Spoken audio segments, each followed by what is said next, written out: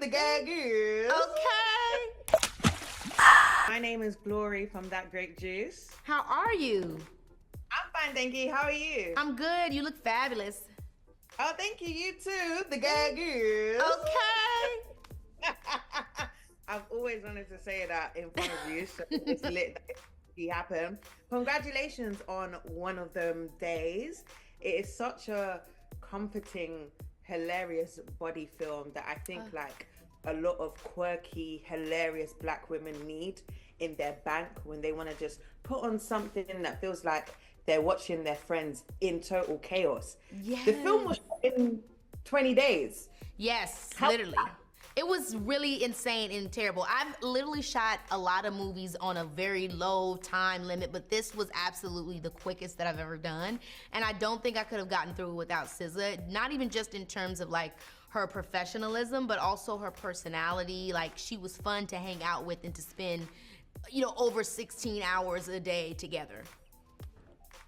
I can imagine. And SZA being your co-host, this is not the first time you've worked with SZA. You've been on SNL with SZA. But working on the set of One of Them Days with SZA, what have you learned that shocked you that could possibly shock us as well?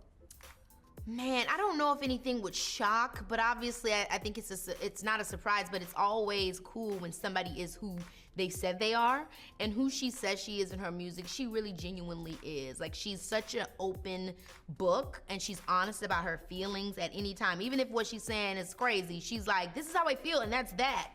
And it's almost like you're watching a TV character like Liz McGuire or somebody, where you get to hear that cartoon character in her head. She really will be honest and say how she feels. And that made me feel like I could really open up and talk to her and really build a friendship with her. So yeah, I think that's probably the most surprising, but then like also unsurprising aspect. Yeah, it's nice that you built a friendship on and off the camera, because the chemistry between your character Drew and SZA's character Issa was very relatable to watch, especially how one of Alyssa's downfalls is that she's quite male-centered, and you can see that with the decision that she makes with the guy that she's with, allowing the bum to live with her. Some girlies will watch that and be triggered a little bit. Okay. They can see themselves in Alyssa. What advice would you give them, like, to just, tone down the male-centeredness, take streak out of being a pick-me? What advice would you give them? It's very hard because, like, I try to stay out people's business with their mans or with their girls or whoever, you know what I'm saying? Like, so that's a tough one. I think that the best thing that you can do when your friend is, like, male-centered or very much centered on their relationship is be there when they need you, honestly. Because it's hard to explain that to somebody unless they ask you for advice or they want to know about it. And I think that was kind of like the reason why she was never listening to Drew, because Drew kept saying it. If Drew was more like, girl, are you good? And like, let's go do something, and was more maybe supportive on her individual goals without always downing her man, they would have had, she maybe would have had more results with that. At least that's what I think. Whenever I focus on telling my friend that they man ain't good, it's worse than if I'm just like, girl, I'm here for you. Yeah. That is a better approach. What did you learn from Issa Rae working with her on the set, production-wise, but also being in the cast and seeing her work? I think Issa is a great leader. And she knows how to play on people's strengths in a way that allowed them to feel empowered and autonomous to handle what they need to handle.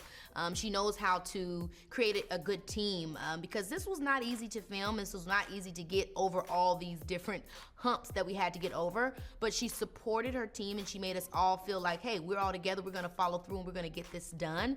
And then, I feel like I've worked with a lot of great people like Issa, and they've always shown me in action. They've never necessarily said, hey, this is what you need to do or something like that, but watching them get from point A to point B and watching her on set also jump in and out of being the business person that has to go and run all these other businesses and also be creative was just awesome to see that balance and to know that you can do it all and you can be it all.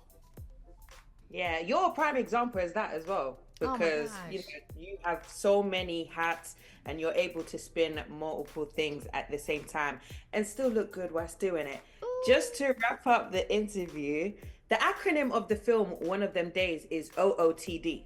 On the internet, that's outfit of the day. Yes.